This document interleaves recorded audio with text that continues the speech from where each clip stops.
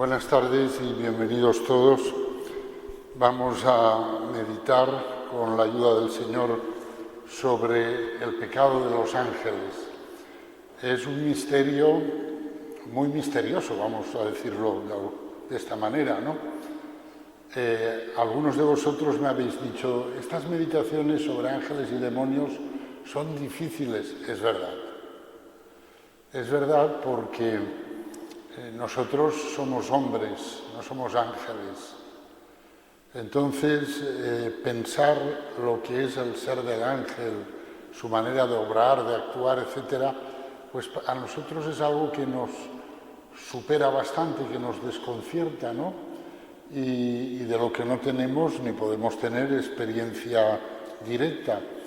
Por lo tanto, es normal que estas meditaciones nos resulten pues difíciles, oscuras, y pensando en eso he buscado un texto de Sanefrén en una de sus obras, el cual dice, fijaos lo que escribe él, dice: ¿quién hay capaz, Señor, de penetrar con su mente una sola de tus frases? Como el sediento que bebe en la fuente, mucho más es lo que dejamos que lo que tomamos. Claro, él pone esta comparación, dice, tienes sed, vas a la fuente, bebes, sacias tu sed, pero es mucha más el agua que dejas que no la que tomas. El sediento se alegra cuando bebe y no se entristece porque no puede agotar la fuente. La fuente ha de vencer tu sed, pero tu sed no ha de vencer la fuente, porque si tu sed queda saciada sin que se agote la fuente, cuando vuelvas a tener sed, podrás de nuevo beber en ella. Esto es muy interesante y conviene recordarlo. Siempre que meditamos en los misterios de Dios, pues es mucho más lo que dejamos que lo que asimilamos. Pero eso es una bendición, porque eso significa que podremos volver a meditar sobre ese misterio y descubriremos cosas que no habíamos descubierto la primera vez, y así sucesiva e indefinidamente. Por lo tanto, no os desaniméis, y también me lo digo a mí mismo, porque yo que os digo estas cosas, yo tampoco las entiendo hasta el fondo, ni mucho menos, ¿no? Pero, bueno, no se trata de resolver un problema de matemáticas, se trata de contemplar las obras de Dios, en este caso la creación de los ángeles y la historia, por decir así, de los ángeles. Y bueno, pues con la ayuda del Señor vamos a intentarlo y algo asimilaremos, ¿no? Y seguro que quedará muchísimo para que en otras ocasiones volvamos sobre el mismo tema y descubramos nuevos aspectos. Mirad, en el orden de la creación, el ángel o los ángeles son los primogénitos según la perfección natural, porque es lo primero que creó Dios, por eso primogénitos. Al principio creó Dios el cielo y la tierra. El cielo son los santos ángeles, luego, por lo tanto, lo primero que crea Dios son los ángeles. Sin embargo, en el orden de la gracia, es decir, en el designio salvífico divino, los hombres somos los herederos de Dios, los herederos del mundo futuro, y los ángeles entran en esta herencia como servidores nuestros, exactamente como servidores de la conducta providencial del hombre en camino hacia su felicidad en Dios. De modo de manera que podemos decir que aunque los ángeles son los hermanos mayores, por poner esa imagen, porque los creó Dios antes que a nosotros, sin embargo Dios no los ha nombrado a ellos herederos.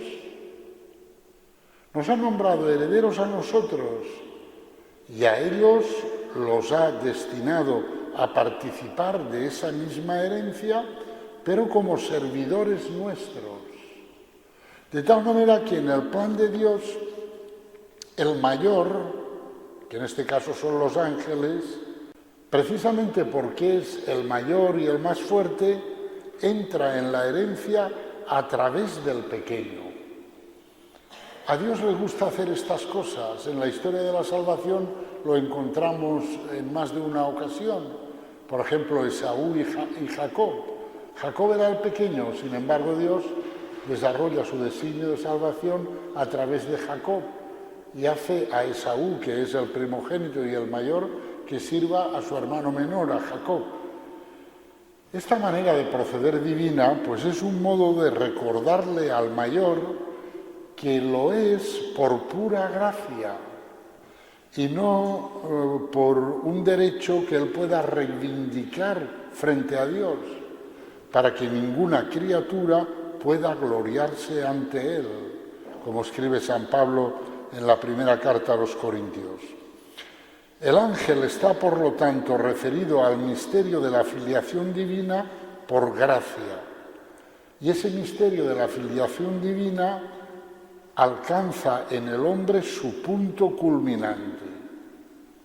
¿Por qué en el hombre, que ontológicamente hablando es menos que el ángel? Porque el ángel es espíritu puro y el hombre es una mezcla de espíritu y de materia. Pues probablemente porque para el hombre es más fácil, en razón de su misma pobreza, recibir más plenamente la gracia y dejarse atraer con más agradecimiento hacia la paternidad misericordiosa de Dios. El ángel es, como en la parábola del hijo pródigo, podríamos comparar al ángel con el hermano mayor que está siempre junto al padre y que posee hacia él un temor reverencial tan grande, una veneración tan inmensa, que eso tal vez le dificulta comprender que el corazón del Padre es un corazón lleno de misericordia. Tal vez propende a ver al Padre como Señor y a Él como servidor, y le cuesta más comprender que está llamado a ser hijo, cosa que al hombre le resulta más fácil precisamente por la debilidad del hombre. Es decir, el designio salvífico divino, en el orden de la gracia, es que todos seamos hijos suyos, introducirnos en la vida de la Trinidad, pero lo hace poniendo en el centro de ese designio al hombre y haciendo que el ángel, los ángeles, entren también en ese designio como servidores de los hombres.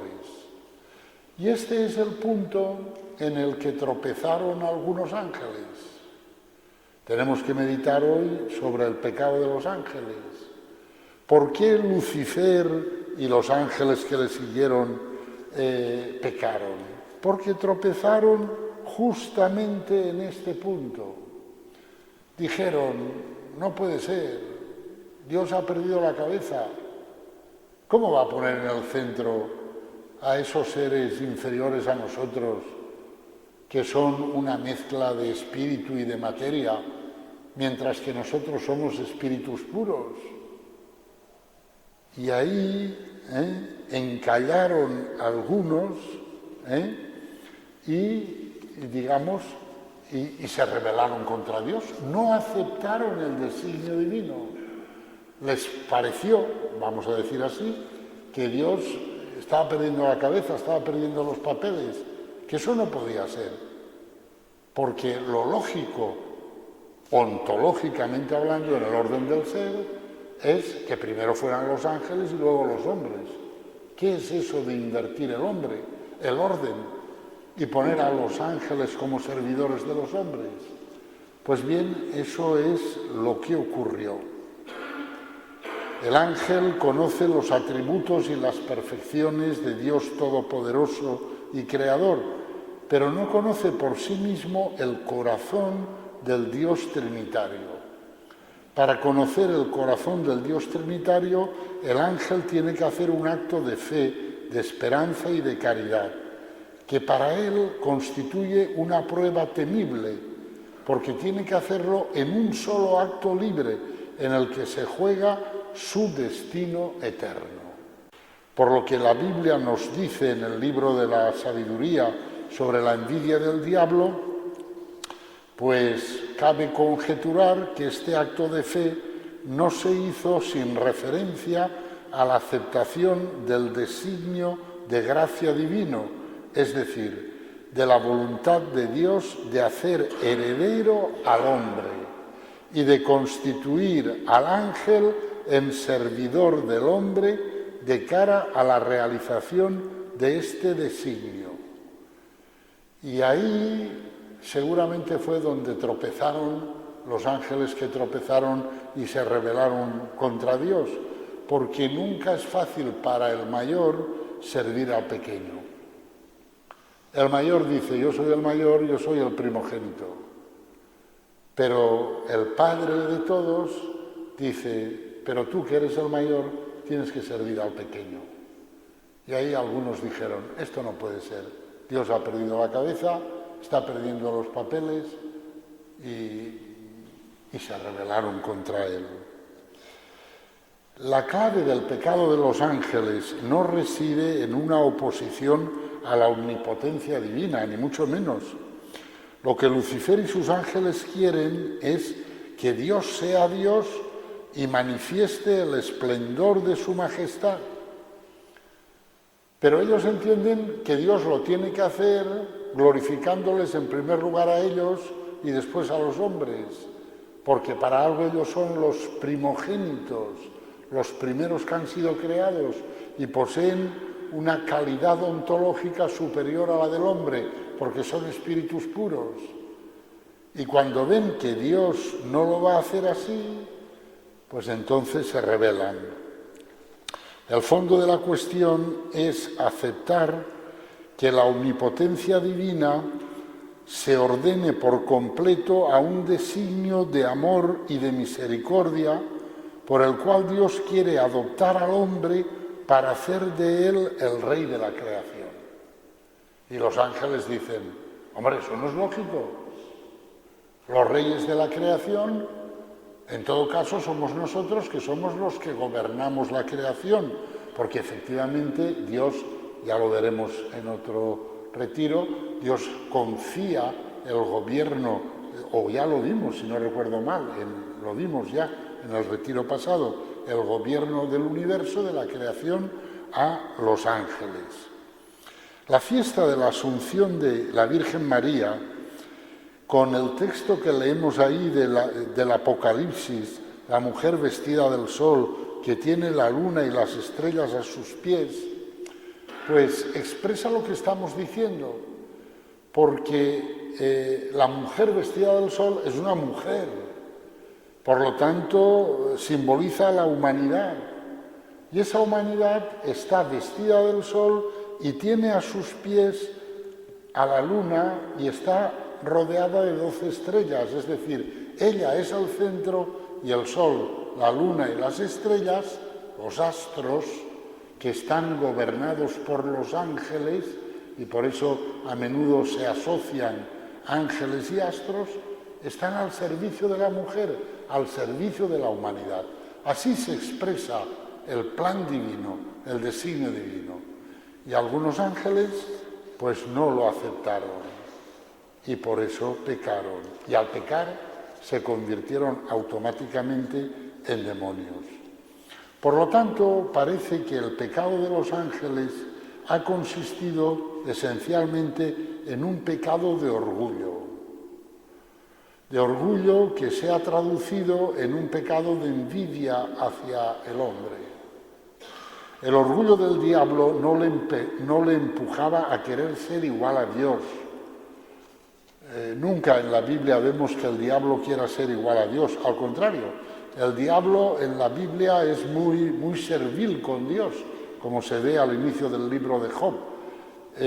No es alguien que quiera,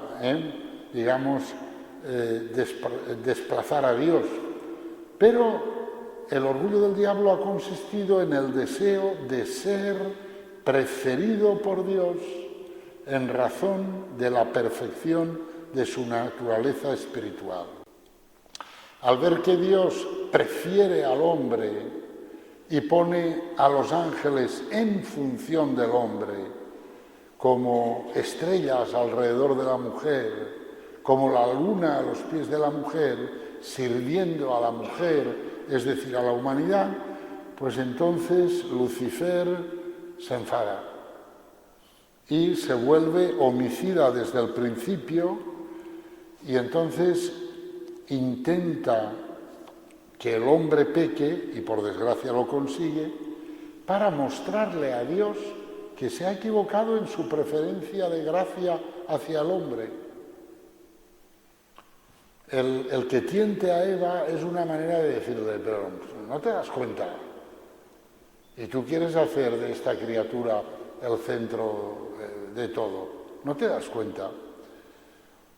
Y el diablo se convierte también en acusador, el acusador de nuestros hermanos, atrayendo la mirada divina sobre todo lo que el hombre hace mal. Todo eso lo hace el diablo, o sea, el diablo es una cusica que está todo el día delante del trono de Dios diciéndole a Dios, y tú dices que estos son tus hijos, mira lo que hacen tus hijos, y tú dices que esta es una hija tuya muy amada, mira lo que hace esta hija, y tú dices que... Con lo cual intenta convencer a Dios de que se ha equivocado, al poner en el centro de su designio de gracia al hombre, que tenía que haberle puesto en el centro a él.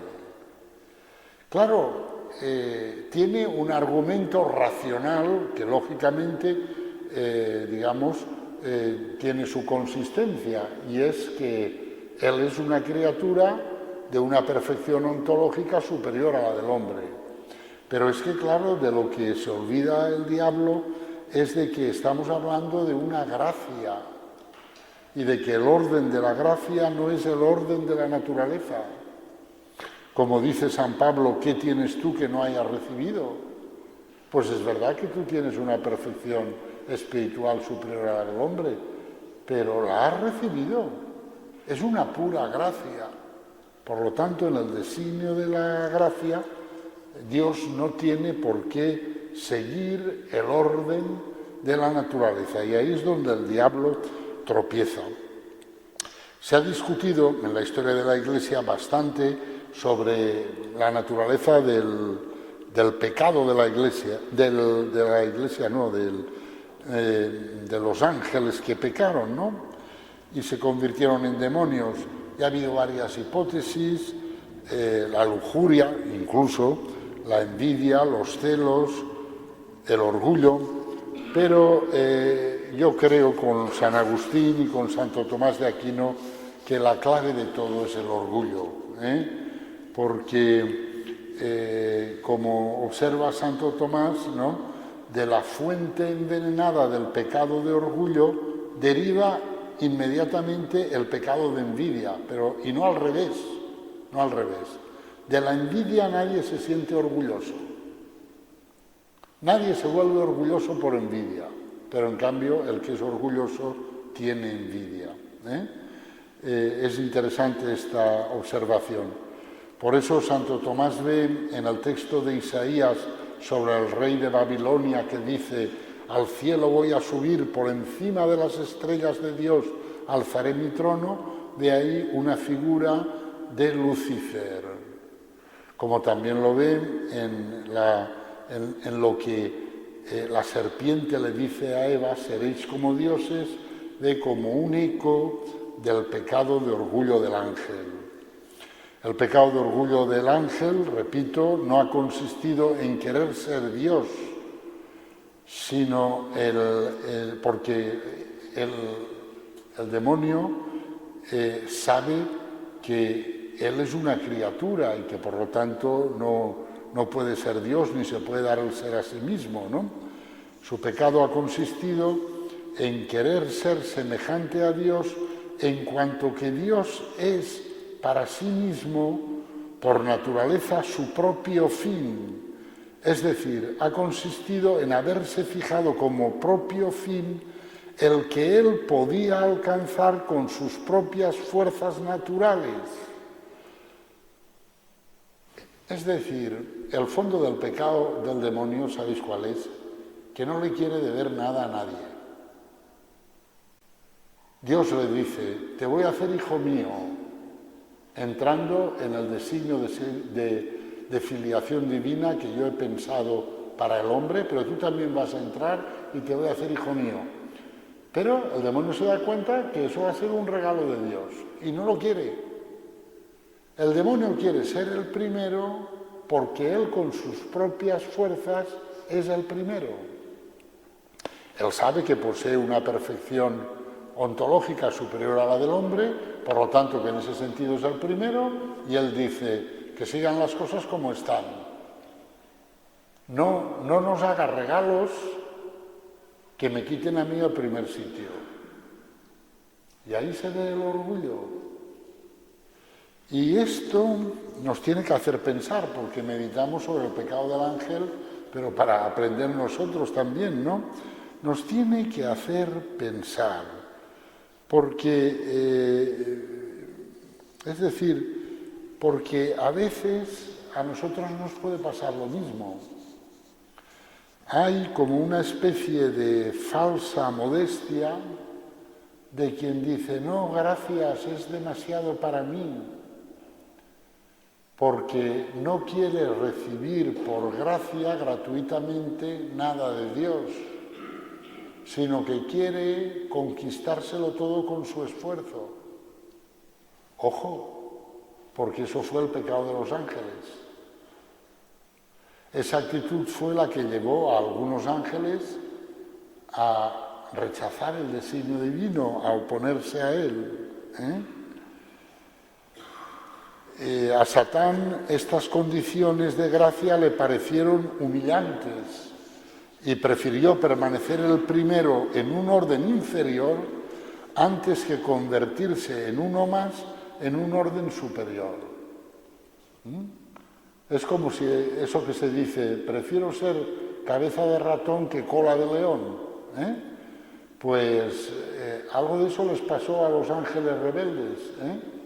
Prefirieron ser cabeza de ratón y le dijeron a Dios, no, gracias, ese designio de adopción filial que tú tienes, no, gracias, dejemos las cosas como están, porque así yo seré el primero.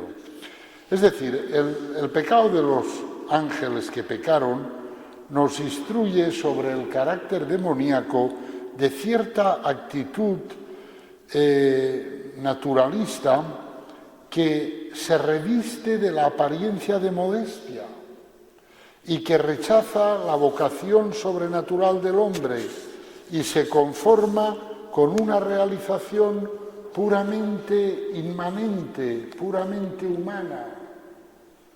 Es como esos filósofos de la finitud, que no quieren salir de la finitud y que ensalzan la finitud.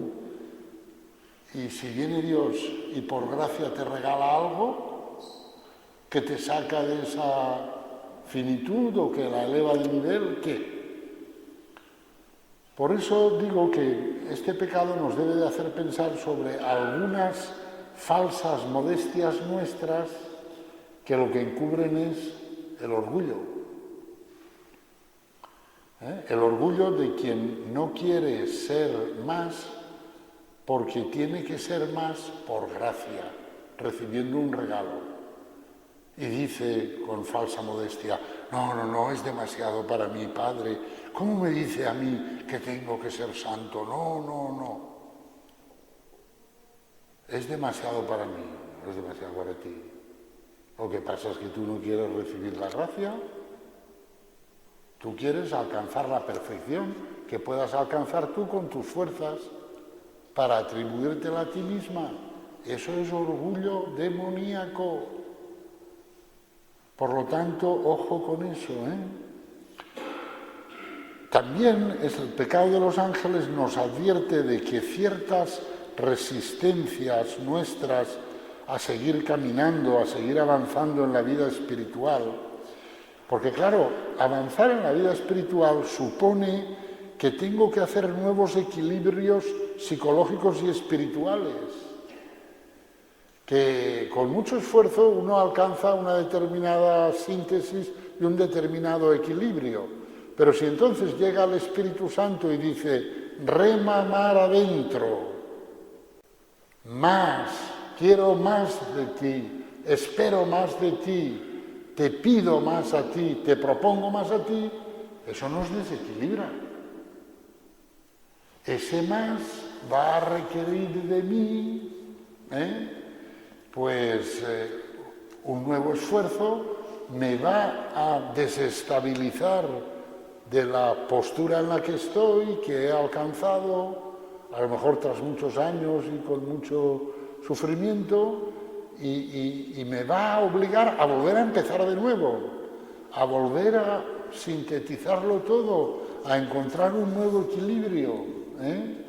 Y entonces, pues surge en nosotros esa pereza de decir, Virgencita, que me quede como estoy. O sea, no quiero crecer. O sea, no quiero que Dios haga su obra en mí. O sea, yo mido la obra de Dios en mí y le digo a Dios, vale, ya estoy bien como estoy. Pero ¿tú quién eres? Déjate conducir, déjate hacer por Dios. Porque lo otro se parece demasiado al pecado de los ángeles. Porque los ángeles lo que le dijeron a Dios es eso, gracias por ese designio de adopción filial, pero no, estamos bien como estamos. Y ese designio, eso es una locura, eso es perder la cabeza, eso tal. Pues bueno. Bien, esto nos permite reflexionar o nos obliga a reflexionar, aunque sea un poco, sobre lo que es la esencia de lo demoníaco. La esencia de lo demoníaco no es la ignorancia ni la carne. El verdadero problema es el siguiente, Satán es muy espiritual. Satán es un espíritu puro, en él no hay ni un gramo de materia. Él no tiene ninguna inclinación personal hacia el materialismo. Por lo tanto, el pecado de Satán no es un pecado de materialismo ni de carnalidad, es un pecado de espiritualidad. Los pecados espirituales son mucho peor que los materiales, ¿sabéis? Porque los materiales, quiero decir, se entienden fácilmente, pero los pecados espirituales, mucho cuidado con ellos. Podríamos decir que la espiritualidad es el ambiente del demonio, es su truco, es donde él se encuentra a gusto. Y claro, veis, cuando llega el Espíritu Santo en nuestra vida, el Espíritu Santo nos empuja siempre hacia las obras de caridad corporales. Dar de comer al hambriento, dar de beber al sediento, vestir al desnudo, visitar al enfermo, tal cual. Es decir, el Espíritu Santo se preocupa del cuerpo. Y Satán es partidario de los ejercicios espirituales siempre que en esos ejercicios espirituales no se hable de la encarnación. Porque si se habla de la encarnación ya no le gustan. La afirmación de la fe de los demonios cambia necesariamente nuestro enfoque acerca del mal moral, es decir, del pecado. Es decir, el contemplar el pecado de los ángeles nos permite comprender que no debemos de tener nunca una concepción gnóstica de la religión, de la redención. Es decir, no debemos pensar que es un conocimiento especulativo o una técnica de autodominio lo que nos va a dar la salvación. Porque eso es lo que piensa el diablo, por decir así.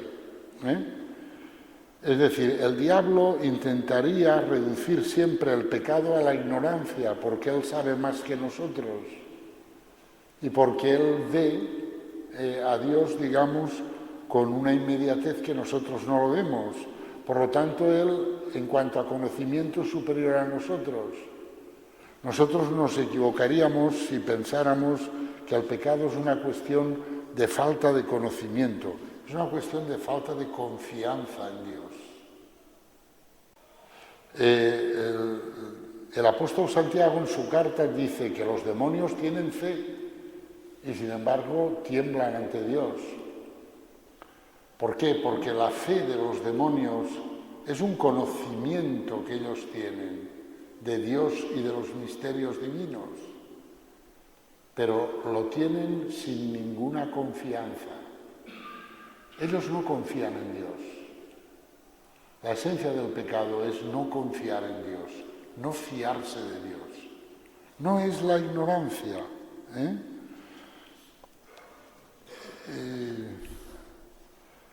El demonio tampoco tiene pasiones que desvíen su voluntad, ni representaciones que falseen su inteligencia. Es perfectamente dueño de sí mismo. Por lo tanto, quien hace a la carne responsable de todos los desórdenes, en cierto modo le da la razón al demonio. El demonio considera que domar sus deseos carnales sería suficiente para hacerse bueno y olvida que el mayor desorden es el orgullo. Quien hace del dominio de sí el non plus ultra de la moral cae en el mayor de los vicios, desconoce el amor que nos arranca de nosotros mismos y que nos hace llorar a pesar nuestro y rechaza, por lo tanto, la moral de la misericordia.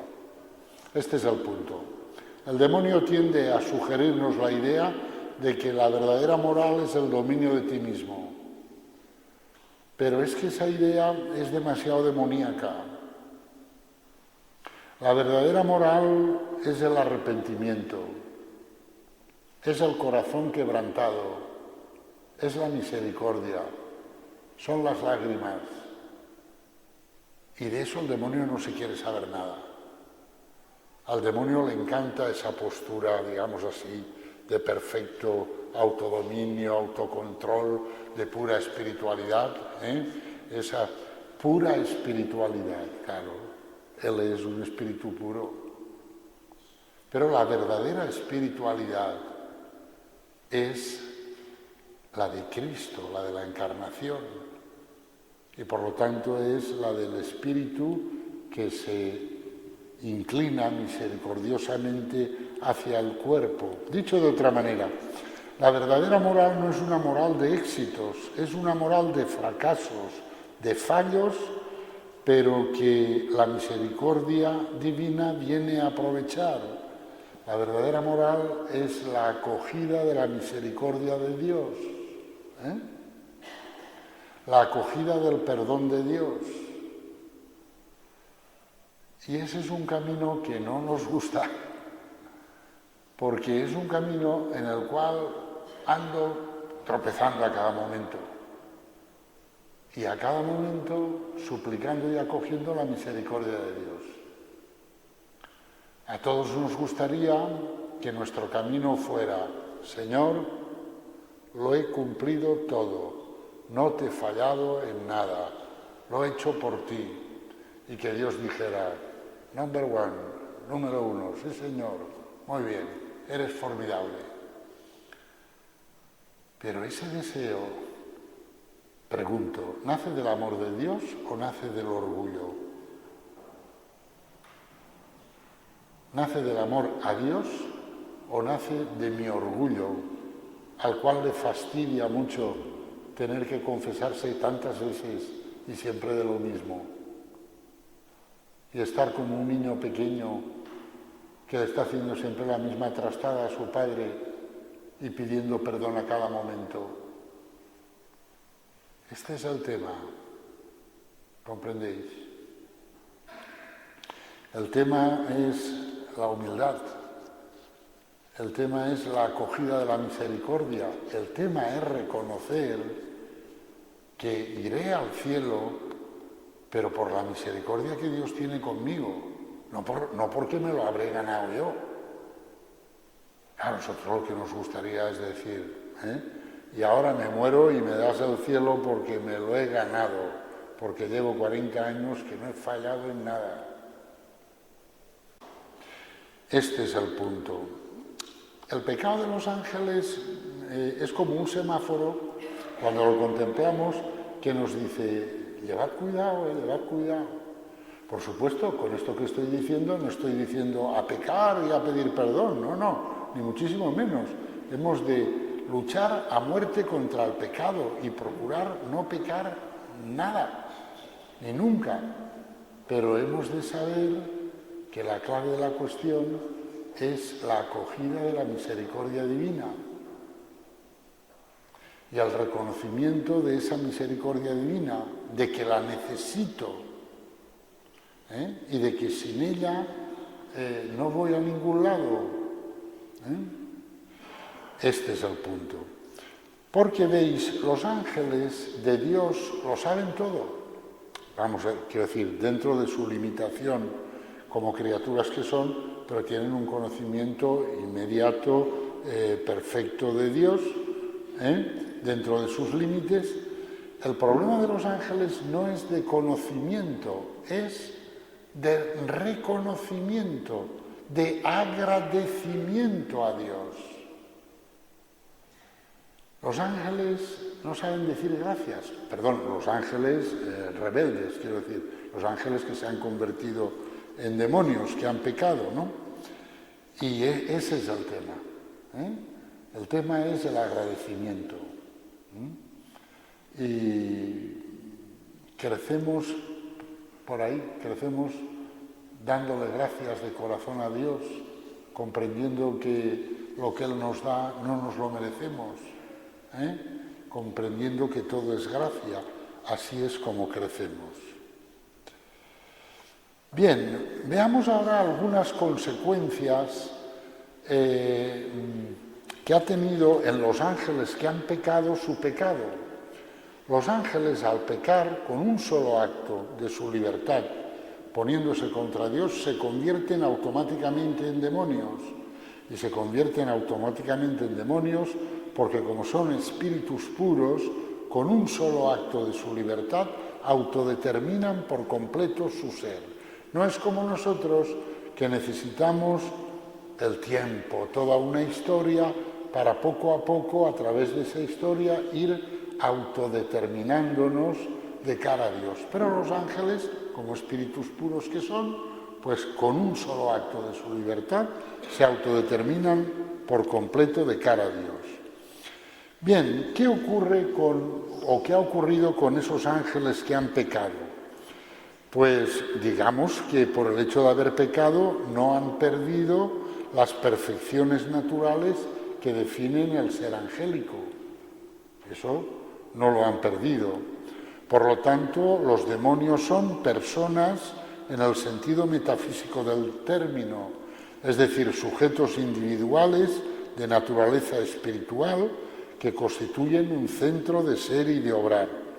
Sin embargo, contrariamente a la vocación de la persona humana, esta perfección ontológica no se desarrolla en ellos mediante la comunión con los otros seres espirituales y con Dios, sino que, al contrario, ellos trabajan para arruinar toda relación auténtica entre las personas, reduciéndolas a su propio confinamiento individual.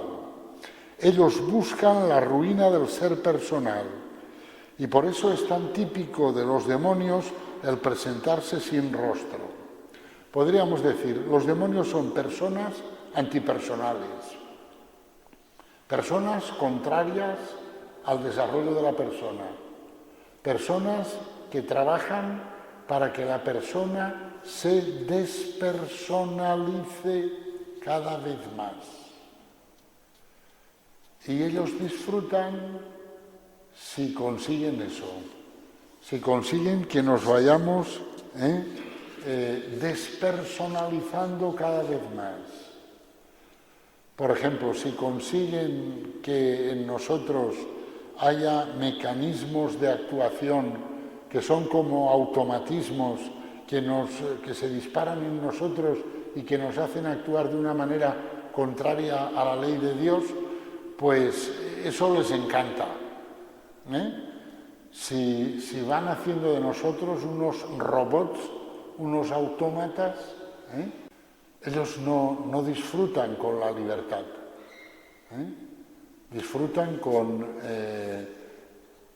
aprisionar nuestra libertad dentro de automatismos que nos conduzcan al mal.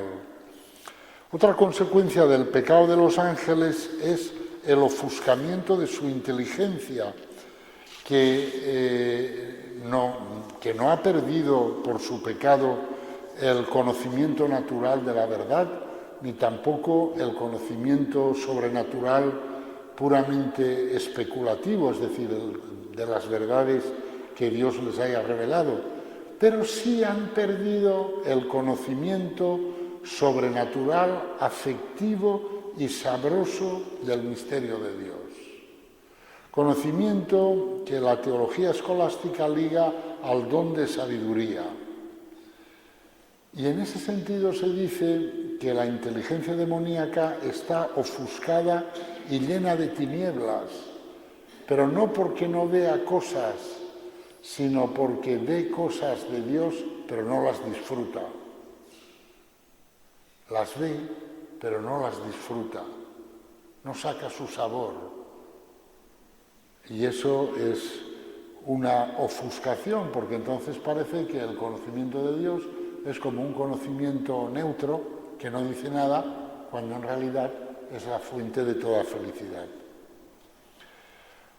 Una tercera consecuencia del pecado de los ángeles es la obstinación en el mal, que hace que para ellos no haya redención posible. La razón por la que esto es así no es por un defecto de la misericordia divina, sino por el simple hecho de que Dios respeta la libertad de las criaturas libres que Él ha creado.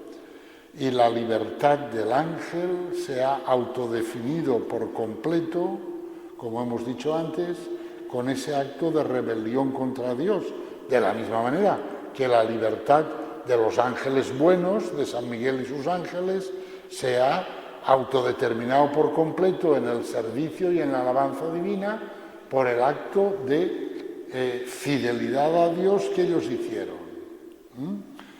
Y eso es así, es decir, el Catecismo de la Iglesia, citando a San Juan Damasceno, dice: no hay arrepentimiento para ellos, para los ángeles, después de la caída, como no hay arrepentimiento para los hombres después de la muerte.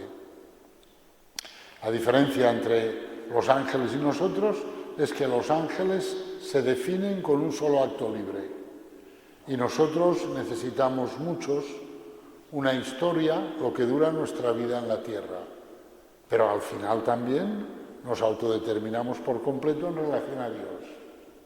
Una vez acontecida la muerte, el hombre ya no puede cambiar el planteamiento.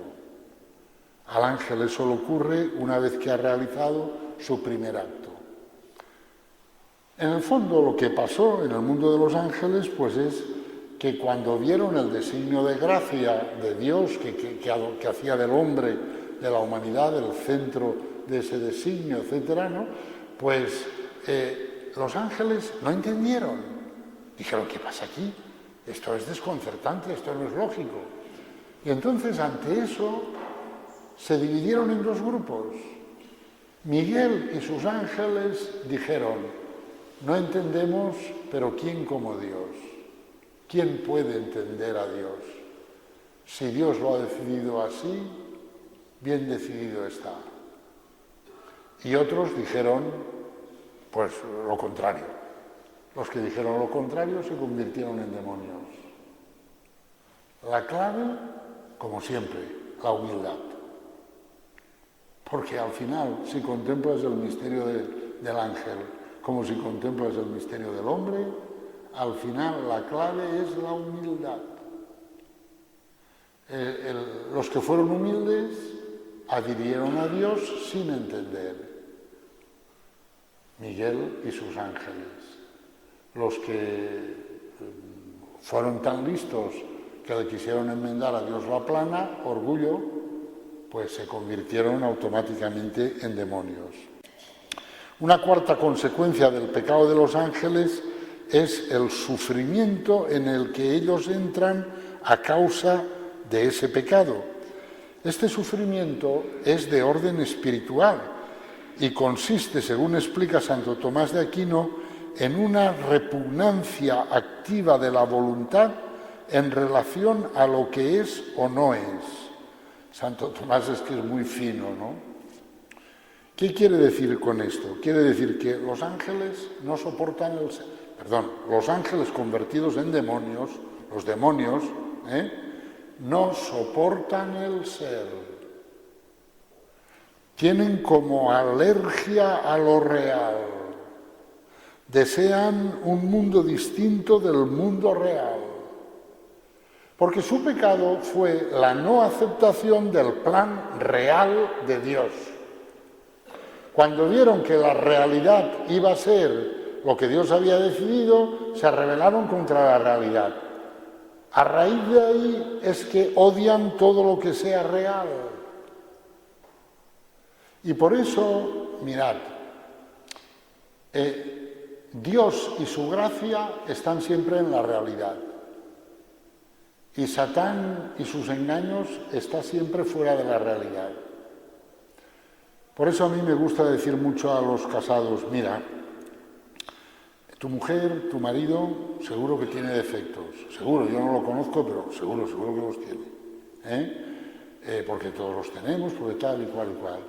Pero en esa realidad hay mucha más belleza que en todas las fantasías que el demonio te meta en la cabeza, ¿sabes?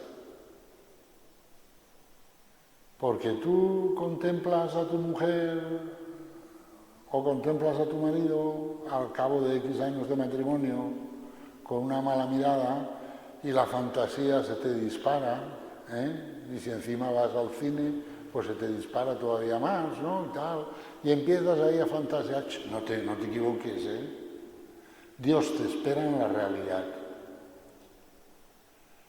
La fantasía es el ámbito en el que se mete el demonio. Y en ese sentido, el libro ese que muchos conocéis de Lewis, Cartas del Diablo a su sobrino, en este punto, pues lo desarrolla muy bien. El demonio odia lo real. Odia lo real. Y el demonio se muere a gusto metiéndonos fantasías en la cabeza. Fernando, si te hicieran a ti obispo, y si te hicieran papa, madre mía. El demonio. Y al casado, si te hubieras casado con aquella otra, la fantasía, no, la realidad. Dios y su gracia nos esperan en la realidad. Y es verdad que hay mucha más belleza en la realidad, por áspera que sea y pinchosa que sea, que no en la fantasía. Bien, la carta del apóstol Santiago dice, ¿tú crees que hay un solo Dios? También los demonios lo creen y tiemblan. Ya lo he comentado un poco esto. La fe de los demonios consiste en una certeza especulativa, es decir, en un creer que esto es verdad, pero sin que entre en juego ningún abandono a la palabra de Dios. Es decir, los demonios creen en el sentido de que saben que el credo es verdad. Nosotros rezamos el credo y decimos, ¿y qué será eso? Pongo por caso, de descendió a los infiernos. Cualquiera lo entiende, qué cosas más difíciles. Eso nosotros. Ellos no. Ellos ven que el credo es verdad y lo ven perfectamente. Pero no confían en Dios. Se ve en el Evangelio. ¿Os acordáis? En el Evangelio muchas veces el Señor se encuentra con un endemoniado y el endemoniado empieza a gritar: «¡Sé quién eres, el Santo de Dios!». Pero claro, como dice San Agustín, dice, el demonio está diciendo lo mismo que dice Pedro, cuando Pedro, después de la pesca milagrosa, le dijo: «Eres el Santo de Dios, aparte de mí, que soy un pecador». Dicen lo mismo, pero no lo dicen de la misma manera. Los demonios dicen: «Eres el Santo de Dios, déjanos en paz». Pedro dice: «Eres el Santo de Dios, ten piedad de mí, que soy indigno de ti». ¿Veis? Esta es la fe que salva. La fe que reconoce la santidad de Dios y que confía en que esa santidad es misericordia para mí. En cambio, los demonios saben de sobra que Dios es santo, saben de sobra que Cristo es el Santo de Dios, pero no quieren nada con Él ni nada de Él. Ese es el punto,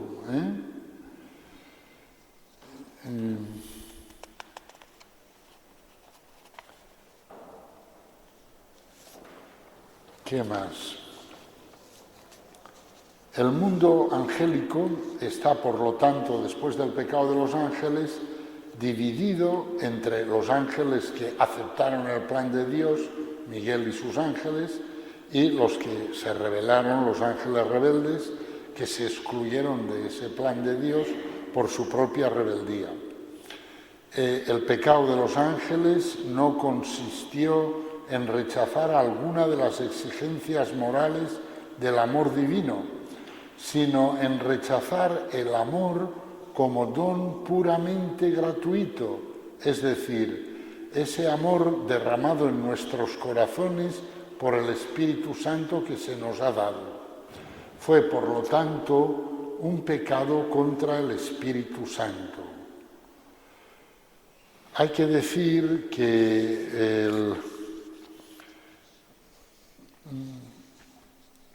aunque los demonios hayan pecado, siguen siendo ángeles, solo que ángeles rebeldes, y que por lo tanto siguen siendo primogénitos de los primeros que creó Dios, y que por lo tanto ninguna criatura, ni angélica ni humana, tiene derecho a emitir un juicio sobre el pecado de los ángeles. Es decir, la palabra «no juzguéis» vale también para los ángeles. Nosotros no somos quien para juzgar a ningún hombre y menos todavía para juzgar a ningún ángel. Y esta humildad conviene mantenerla. Acordaos de que la Sagrada Escritura prohíbe juzgar a Caín. Y en cierto modo Dios hasta lo defiende, le pone como una protección. Cuando Caín dice: «Madre mía, todo el mundo me juzgará y me querrá matar» y tal, y Dios lo protege. Entonces también conviene recordar esto. Nosotros no somos quien para juzgar a ningún hombre, menos todavía para juzgar a los ángeles que han pecado. En el mundo protestante hay exorcistas que cuando hacen exorcismos insultan al demonio. Se pelean con él, ¿no? Y le insultan. Bien, la Iglesia Católica no quiere eso, En el ritual de exorcismos no se contempla para nada que el exorcista insulte al demonio. Porque el catolicismo, que es el cristianismo en su plenitud, pues el catolicismo es muy respetuoso con el orden de la creación. En el orden de la creación los ángeles van antes que los hombres. Nosotros respetamos eso. ¿Que ha habido ángeles que han pecado? Dios los juzgará, como nos juzgará también a nosotros. Pero, como dice la carta de Judas, que el Señor te reprima, le dice a Satán, que el Señor te reprima, pero que te reprima el Señor. Yo no soy quien para juzgarte, para condenarte, para reprimirte. Es decir, esa humildad la Iglesia nos la inculca incluso en relación a los demonios. La cosa de decir, bueno, yo no soy quien para juzgar a los demonios, desde luego procuraré apartarme de ellos, no hacer ningún caso de sus sugerencias, pero que el Señor los reprima y que el Señor los juzgue. Al fin y al cabo, como creo que más o menos hemos visto, dentro de lo difícil y de lo misterioso que es este tema, pero creo que todos hemos comprendido que la clave de todo es la humildad, que el Señor nos la conceda. En el nombre del Padre, y del Hijo, y del Espíritu Santo. Amén.